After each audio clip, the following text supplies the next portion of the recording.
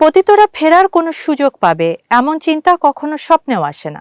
তারপরও কারো অনিচ্ছাকৃত ভুলে কখনো যদি কোনো সুযোগে আসে, তবে তাদের ছায়া হয়ে আসবে তাদের আশ্রয়দাতারাও। তারা দেশের প্রতিশ্রুতিবদ্ধ সব মহৎ প্রাণকে বধ করবে। এসব কথা বলেছেন দৈনিক নয়া দিগন্তের সম্পাদক সালাউদ্দিন বাবর। উপসম্পাদকীয়টি আজ দৈনিক নয়া দিগন্তে প্রকাশিত হয়েছে। তার পুরোটা পড়ে শোনাচ্ছি। চলমান সময়ে ঘটে যাওয়া অনভিপ্রেত কিছু ঘটনার পরিপ্রেক্ষিতে মনে আসছে বহুল উচ্চারিত একটি প্রবাদ বাক্য। সেটি হলো, কয়লা ধুইলে ময়লা যায় না। একটি জড় পদার্থ থেকে এমন প্রতীকী প্রবাদটি প্রাণীকুলে অর্থাৎ মনুষ্য সমাজে প্রতিস্থাপিত হলে তার ব্যাখ্যা হতে পারে, ব্যক্তি বা গোষ্ঠী জন্ম থেকে যে আচার আচরণকে ইনহারেন্ট করে সে কাজটি মন্দ হলেও তা কাউকে কখনো ফেরানো যায় না। তা নিয়ে লোকসমাজে যতই নিন্দা মন্দ হোক, তাদের মধ্যে কোনো প্রতিক্রিয়া হয় না, কোনো অনুশোচনাও তাদের থাকে না। তারা মনে করে তাদের আচরণই সঠিক এবং উপযুক্ত। কেউ হয়তো ভাবতে পারেন প্রবাদটি বড় বেশি হার্শ। তাদের মনে রাখতে হবে আরেকটি ইংরেজি ফ্রেজ, টিট ফর ট্যাট, অর্থাৎ বিমারটা জবরদস্ত হলে দাওয়াইও হতে হবে ধনন্তরী। যাই হোক, আগের প্রসঙ্গে ফিরে যাই। সম্প্রতি যুক্তরাষ্ট্রের নিউ ইয়র্কে এক অবাঞ্ছিত ও গর্হিত ঘটনা ঘটানো হয়েছে।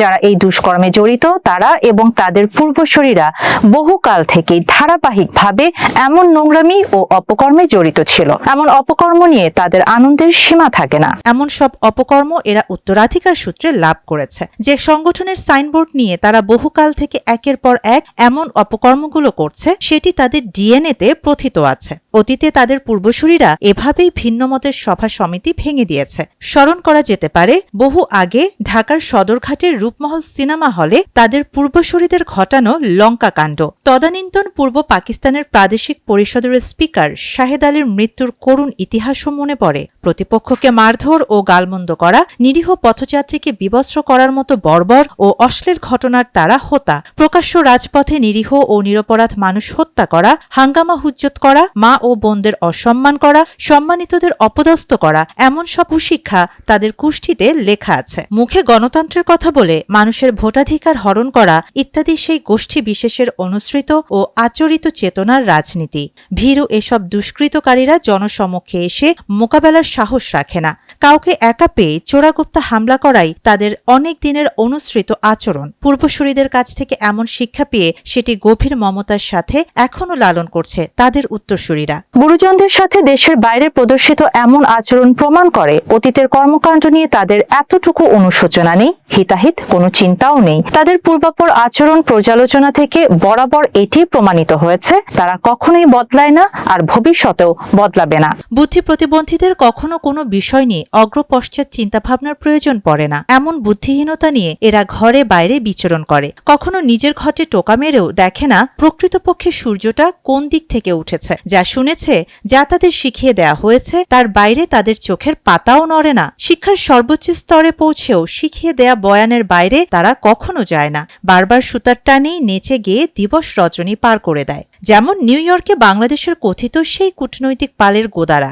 যারা নেপথ্যে থেকে নির্দেশ পেয়ে তাদের শিক্ষা দীক্ষা বিবেচনাবোধ জলাঞ্জলি দিয়ে দেশের ভাব মর্যাদা ক্ষুণ্ণ করতে এতটুকু দ্বিধাবোধ করেনি। নেপথ্যের নির্দেশদাতাদের প্রতি শতভাগ কমিটমেন্ট থাকলেও দেশের প্রতি তাদের আনুগত্য শূন্যের কোঠায়। দেশের মান মর্যাদা এদের জন্য কতটা ক্ষতিগ্রস্ত হয়েছে সে হিসাব কখনো তাদের বিবেচনায় আসে না। নিজের ক্যারিয়ারকে কোন বেদিতে বিসর্জন দিচ্ছে তা নিয়েও তাদের কখনোই উদ্বেগ উৎকণ্ঠা লক্ষ্য করা যায়নি। বরং দলের অনুগামীদের জন্য কতটা স্পেস দিতে পারে তাতেই তাদের মনস্তুটি। এজন্যই ঢাকা নিউ ইয়র্কের দল প্রয়াসী কূটনীতিকদের ভয়ঙ্কর ও দেশবিরোধী কূটকৌশলের কোনো আসর ঢাকা সেগুনবাগিচায় পড়ার কোনো আলামত এখনো দেখা যায়নি। এমন ছাড় দিতে দিতে এখন দেয়ালে পিঠ ঠেকেছে। মনে রাখতে হবে, নিউ ইয়র্কের ঘটনা কোনো বিচ্ছিন্ন ঘটনা নয়। দেশ বিদেশে এরা জানান দিচ্ছে, আমরা আছি, থাকবো, আমাদের শিকড় উপড়ে ফেলা যাবে না। যেমন আগাছার শিকড় কখনো নিঃশেষ হয় না, তবে আগাছা নির্মূল হয় না এমন ধারণা একেবারেই ঠিক নয়।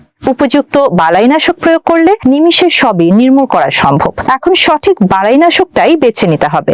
সময় কিন্তু কারোর জন্য বসে থাকে না। সবাই জানেন, সময়ের এক ফোর অসময়ের 10। সময় উতরে গেলে হাজার ফোরেও আর কাজ হবে না। বিদ্যমান পরিস্থিতিতে সবচেয়ে কার্যকর বালাইনাশক হচ্ছে সর্বস্তরের ঐক্য। তবে ঐক্যের অর্থ এই নয় যে ছুতা নাতা নিয়েই ঐক্যবদ্ধ থাকতে হবে। গণতান্ত্রিক সমাজে সবারই মুক্ত চিন্তা ও চেতনা থাকবে। রাজনীতিতে দেশ গঠন নিয়ে দলভেদে ভিন্ন ভিন্ন মতাদর্শ ও পথরেখা তো থাকবেই, তবে সবারই লক্ষ্য থাকবে দেশ জনতার পরিচর্যা, দেশের স্বাধীনতা, সংহতি ও অখণ্ডতার সুরক্ষা, দেশের অভিন্ন প্রতিপক্ষকে রুখে দেয়া, প্রতিপক্ষের বিরুদ্ধে সবাই মিলে যে কোনো মূল্যে নিশ্ছিদ্র প্রাচীর গড়ে তোলা। সবারই জানা সেই প্রতিপক্ষ কারা। তাদের ট্রেস আউট করা মোটেই কঠিন নয়। অতীতের দিকে একটু ঘুরে তাকালেই দেখা যাবে তাদের পরিষ্কার প্রতিচ্ছবি, স্বচ্ছ হবে তাদের বেসুমার অপকর্ম, অপলাপ। দূষিত যত চিন্তা চেতনার ধারকরা তাদের নিজ স্বার্থে বহু প্রাণ ও অর্থমূল্যে কেনা স্বাধীনতাকে নিছক ক্ষমতার বিনিময়ে হস্তান্তর করেছিল। এবার চূড়ান্তভাবে দেশকে ধ্বংস করতে দেশ বিদেশে সমান্তরালে চলছে তাদের অপতৎপরতা।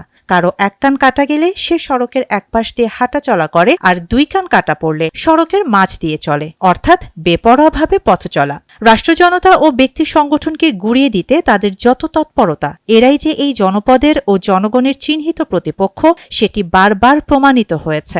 এখন দেশে অনুপ্রবেশের জন্য ফাঁকফোকর খুঁজছে। দেশের বিভিন্ন রাজনৈতিক সংগঠনের মধ্যে বিবাদ বিসম্বাদ তৈরি করে তর্কযুদ্ধকে মল্লযুদ্ধে পরিণত করার নানা অপকৌশল করছে। সবসময় সব দেশে এবং প্রতিষ্ঠানে ব্লকশিপ থাকে। এদের ভূমিকা হচ্ছে কর্তার ইচ্ছায় কীর্তন গাওয়া। এই কর্তার ইচ্ছা কার কোন উপকারে লাগবে তা নিয়ে তাদের কোনো মাথা ব্যথা থাকে না। কর্তার করুণাতেই তাদের ভরসা। উচ্ছিষ্ট কিছু পেলেই তারা বর্তে যায়। এসব প্রাণী ভয়ঙ্কর। এদেরই এখন বাছাই করছে সেই অভিন্ন প্রতিপক্ষ ও তাদের সুহৃদ দোসররা। এরা কখন যে কার ঘাড় মটকাবে সে খবর কেউ রাখে না। আমরা যখন লুটেপুটে খেতে পারবো না, তখন কাউকেই আর শান্তিতে থাকতে দেব না। তাদের এমন বাক্য একেবারেই নতুন কিছু নয়। বহুবার প্রকাশ্যেই এমন কথার গরম সীসা সবার কানেই ঢেলে দেয়া হয়েছিল। তবে এখন স্তম্ভিত, হতচকিত হওয়ার সময় অতিক্রান্ত হয়েছে।